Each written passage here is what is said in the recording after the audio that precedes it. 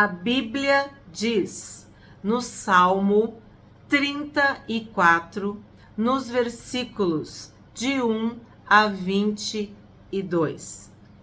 Bendirei ao Senhor em todo o tempo. O seu louvor estará sempre nos meus lábios. Este salmo é o meu salmo preferido. É um salmo de Davi. Tem 2 vídeos no canal sobre o Salmo 34. E ele é um salmo de louvor, de adoração, de ação de graças, né? De ações de graças, mas também é um salmo doutrinário, vamos dizer assim. É um salmo que nos ensina, que nos mostra um modus operandi. Como que eu posso agir no momento da dificuldade, da tribulação, da angústia, do medo, da ansiedade, dos temores. Tem muito ensino nesse salmo. Vamos começar pelo em todo o tempo, ou continuamente, como dizia na minha tradução mais antiga, sempre. O louvor, a adoração, é uma prática de quem serve a Deus, de quem ama ao Senhor. Bendizer o Senhor significa elogiar, falar coisas boas, agradecer a Deus. E é todo tempo, é todo dia. Seja o dia bom, seja o dia mau. Seja o dia fácil ou o dia difícil. Seja aquele dia abençoado, que tudo dá certo. E aquele em que parece que tá tudo de ponta cabeça. Bendirei ao Senhor. Quando tudo for bem, ou quando tudo parecer estar mal. É isso que eu entendo de em todo o tempo. Com sorriso ou com lágrimas. O seu louvor estará sempre nos meus lábios. 2. A minha alma se gloriará no Senhor. Os humildes ouvirão isso e se alegrarão. A minha alma se gloriará no Senhor. A minha alma é quem eu sou. É tudo o que eu tenho se gloriará no Senhor. Os humildes ouvirão isso e se alegrarão, porque saberão que todo o meu ser louva ao Senhor. 3. Louvem comigo a grandeza do Senhor e todos juntos lhe exaltemos o nome. Aqui a gente percebe a iniciativa de Davi em louvar e o convite para que isso seja público, coletivo, para que juntos louvemos ao Senhor. Então, nós devemos louvar na congregação. Devemos ter essa prática, essa vontade, esse desejo de estar junto com os nossos irmãos e louvar a Deus. 4. Busquei o Senhor e ele me acolheu, livrou-me de todos os meus temores.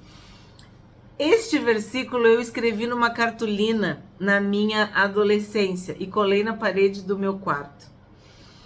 Busquei o Senhor e ele me acolheu, livrou-me de todos os meus temores. O que quer dizer? Tu busca e ele te acolhe.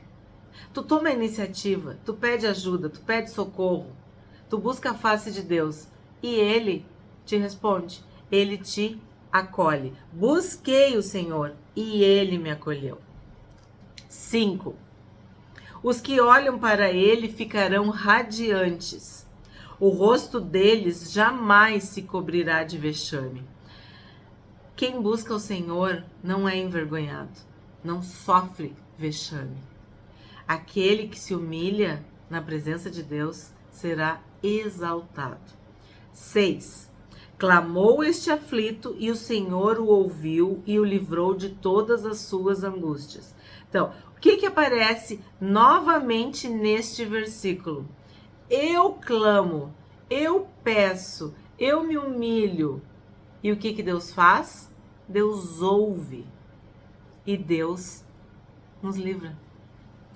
Tu pede, tu clama, Deus te ouve, Deus te livra. Davi era o aflito que estava clamando, que estava pedindo. E o Senhor o ouviu e o livrou de todas as suas angústias. 7. O anjo do Senhor acampa-se ao redor dos que o temem e os livra. Bom, o anjo do Senhor, eu não sei como é que tá na tua Bíblia, se tá com letra maiúscula ou minúscula, mas aqui já vem uma explicação para nós. Anjo, a palavra anjo, ela significa enviado de Deus ou mensageiro de Deus. Se tiver com letra maiúscula, pode indicar o próprio Deus, o Senhor Jesus, ou simplesmente a presença de Deus, a glória de Deus. Então, seja um anjo específico do exército celestial, ou seja, o próprio Deus, ou uma forma de representar a presença de Deus, significa que nós temos protetores. Os anjos de Deus, eles obedecem às ordens de Deus. E quais são as ordens de Deus para os anjos? Nos proteger, guerrear por nós e nos guardar. A gente vê isso na Bíblia. Temos vídeo no canal intitulado Não Temas, não tenha medo, não te atemorize, em que a maior parte das falas, não temas, vem dos anjos. Que quando Deus enviava um anjo para falar com um ser humano, sempre havia um temor, um medo, um pânico até, um pavor, assim. E o anjo dizia, não temas, não tenha medo, ou vim em missão de paz. Então, este versículo diz que o anjo do Senhor se acampa ao nosso redor. Então, ao nosso redor estão os anjos do Senhor, os anjos de Deus, os anjos às ordens do próprio Deus. Tu entendeu o que eu falei? O anjo não faz nada da cabeça dele. Ele obedece às ordens de Deus. Ao derredor, segundo Pedro diz que o inimigo das nossas almas, ele anda ao derredor, rugindo como se fosse um leão, buscando uma presa, buscando uma vítima, buscando alguém para prender, para fazer mal, para matar, para destruir, para atacar. Então, isso nós devemos lembrar no momento da dificuldade, da opressão.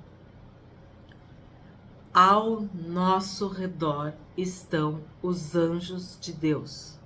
E os anjos de Deus estão sob as ordens de Deus. E as ordens de Deus são proteger, guerrear e guardar. E o anjo de Deus obedece. Os anjos caídos, os anjos desobedientes, os anjos que foram expulsos da presença de Deus, são espíritos malignos, anjos caídos, demônios. Então, eles são 1/3, mas os anjos de Deus, os anjos que nos guardam, que nos protegem, que nos livram do mal, que guerreiam as nossas guerras, são 2/3. Será que eu expliquei? Será que ficou claro? Então, esse versículo tem que entrar no teu coração e na tua mente. Tu tem que acreditar que o anjo do Senhor se acampa ao teu redor. E aí tu pensa ao teu redor, ao redor da tua família, da tua casa, daquilo que é precioso para ti, aquilo que tu coloca diante de Deus. Quando nós estamos longe de pessoas da nossa família, de pessoas queridas, não há limite geográfico.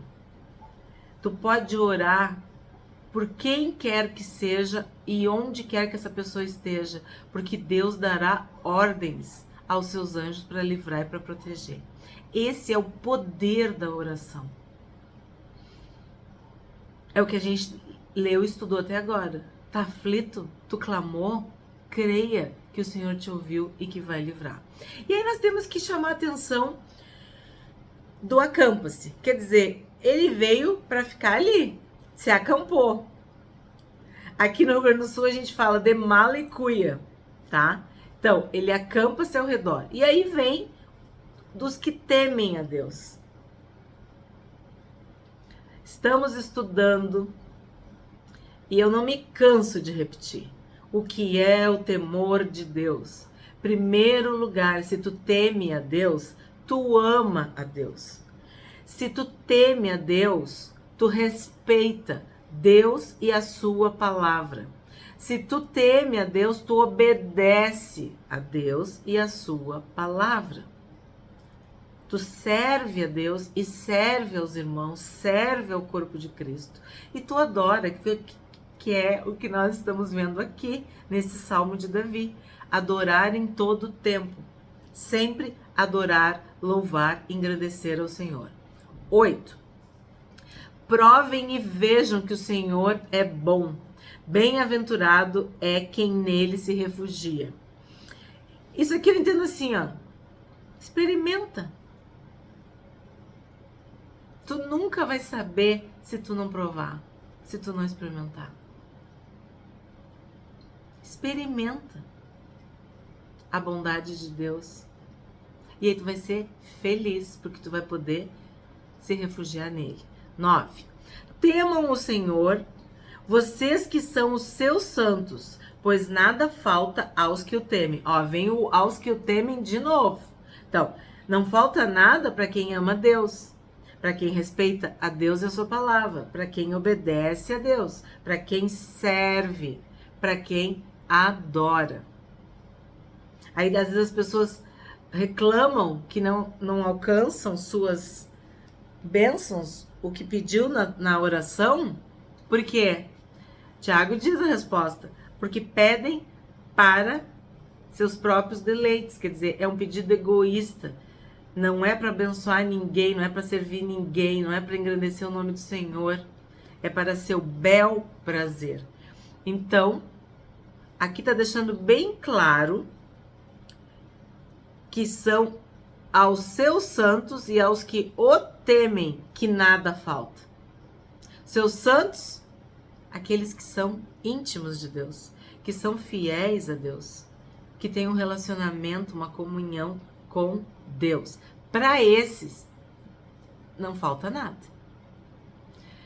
Aí a comparação que Davi faz, os leõezinhos passam fome, ou passam necessidade, porém aos que buscam o Senhor, bem nenhum lhes faltará. Para mim é difícil porque eu conheço na outra tradução. Então quando a gente vê, já falou daquilo que já está na nossa mente, né? O leão é um símbolo de um animal poderoso, tanto que o nosso Senhor é o leão da tribo de Judá, e Davi era da tribo de Judá.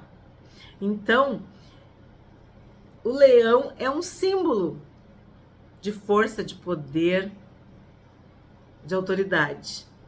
E ele está dizendo que até o leão, ou no caso, né, os leõezinhos passam necessidade e sentem fome. Mas quem busca o Senhor não tem falta de nada. O Senhor é o meu pastor e nada me faltará. Palavras de Davi. 11. Venham meus filhos e escutem. Eu lhes ensinarei o temor do Senhor, que é o que eu também tenho buscado aqui, ensinar sobre esse temor, de que o temor do Senhor não é medo. O temor do Senhor é amor, é adoração, é obediência, é serviço, é reverência. 12. Quem de vocês ama a vida e quer longevidade para ver o bem? Refreia sua língua do mal e os lábios de falarem palavras enganosas. Afaste-se do mal e pratique o bem. Procure a paz e empenhe-se por alcançá-la. Os olhos do Senhor repousam sobre os justos, e os seus ouvidos estão abertos ao seu clamor. O rosto do Senhor está contra os que praticam o mal, para extirpar da terra a memória deles. Esse é o tema de um dos vídeos que já tem no canal. Que esse trecho que eu li, ele aparece novamente na primeira carta de Pedro, capítulo 3, nos versos 10, 11 e 12. Então, como já temos esse vídeo, eu vou só dar uma notícia, só falar assim rápido, que neste trecho tá bem claro que Davi atrela, junta, associa a obediência, a santidade, a longevidade, a uma vida longa. Então ele pergunta: quem de vocês ama a vida e quer longevidade para ver o bem? Porque viver sofrendo, viver uma vida miserável, também não vale a pena. Aqui ele deixa bem claro que é longevidade para amar a vida e ver o bem. Não é isso que todos nós queremos? Uma vida boa, uma vida eterna, uma vida abundante, uma vida próspera, uma vida feliz? Pois bem, o segredo para isso é o quê?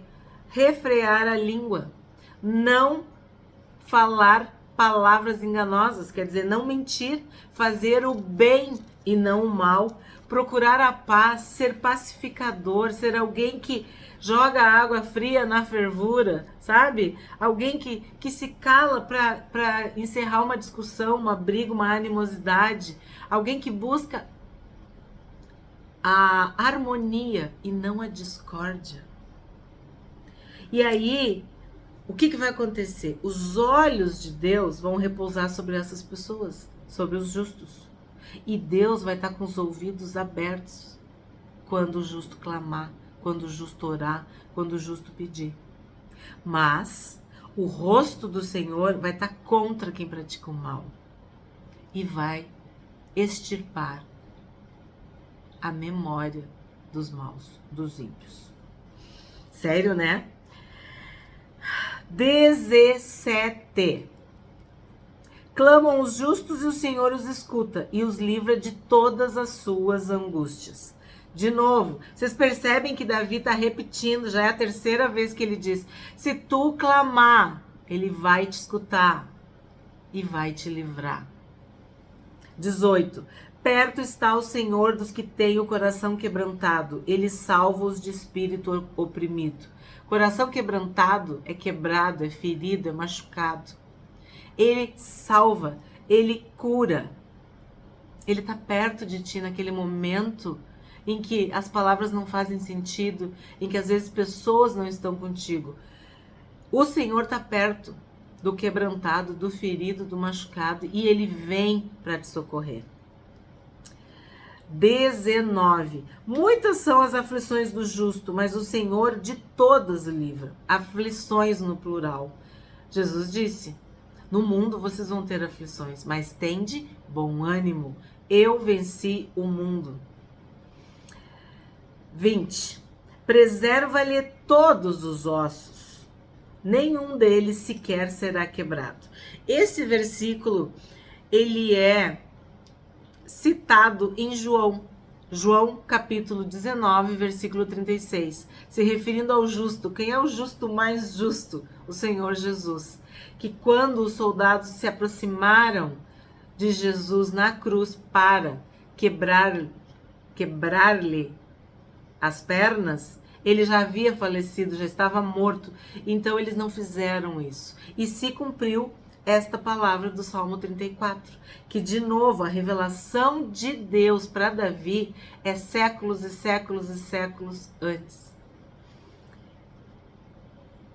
Preserva-lhe todos os ossos, nenhum deles sequer será quebrado. Então, os ossos do justo não serão quebrados. 21. A desgraça matará o ímpio, e os que odeiam o justo serão condenados.